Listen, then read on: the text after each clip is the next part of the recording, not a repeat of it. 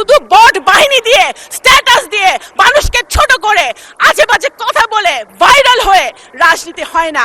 যদি ৭১ সালে ফেসবুক থাকতো, যদি ৭১ সালে সোশ্যাল মিডিয়া থাকতো, তাহলে হয়তো দেশ স্বাধীন হতো নাকি আমরা জানি না। মাননীয় স্পিকার, মুক্তিযুদ্ধ মুক্তিযুদ্ধ, উই ক্যানট রিপ্লেস মুক্তিযুদ্ধ উইথ এনিথিং এলস। একদিকে মুক্তিযুদ্ধ, আরেকদিকে যত আন্দোলন হয়েছে এবং ভবিষ্যতে বাংলাদেশে যত আন্দোলন হবে সবগুলো একদিকে। মুক্তিযুদ্ধ একদিকে, সবকিছু আরেকদিকে। বিএনপি এমন রাজনৈতিক দল যে ফেসবুকে রাজনীতি করে না, তারা রাস্তায় রাস্তায় গুলি খেয়ে তারা রাজনীতি করে।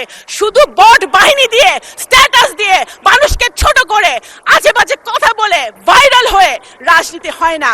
যদি ৭১ সালে ফেসবুক থাকতো, যদি ৭১ সালে সোশ্যাল মিডিয়া থাকতো, তাহলে হয়তো দেশ স্বাধীন হতো নাকি আমরা জানি না। মাননীয় স্পিকার, আমি একজন মুক্তিযোদ্ধার সন্তান।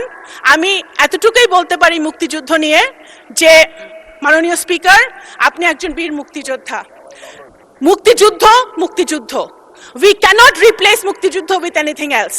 একদিকে মুক্তিযুদ্ধ, আরেকদিকে যত আন্দোলন হয়েছে এবং ভবিষ্যতে বাংলাদেশে যত আন্দোলন হবে সবগুলো একদিকে। মুক্তিযুদ্ধ একদিকে, সবকিছু আরেকদিকে। মুক্তিযুদ্ধকে এবং আমি একজন মুক্তিযোদ্ধার সন্তান হিসেবে বলছি এবং আমি রিলেট করি।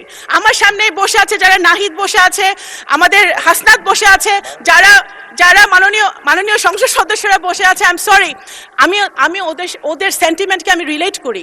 আমরাও চাই আমাদের সন্তানরাও, আমরাও চাই যে আমাদের সন্তানরা একটি নতুন বাংলাদেশে বসবাস করুক, যে বাংলাদেশে আইনের শাসন থাকবে, বিচার, খুনের বিচার হবে, ন্যায় বিচার প্রতিষ্ঠা হবে, বাংলাদেশ গুণগতভাবে উন্নয়নের শিখরে উঠবে। সেটা ইনশাল্লাহ আমরা যদি ঐক্যবদ্ধ থাকি, কাদা ছড়াছড়ি না করি, আমাদের এই পার্লামেন্ট থেকে ইনশাল্লাহ সূচনা হবে। ইনশাল্লাহ। আসসালামু আলাইকুম। ধন্যবাদ মাননীয় স্পিকার।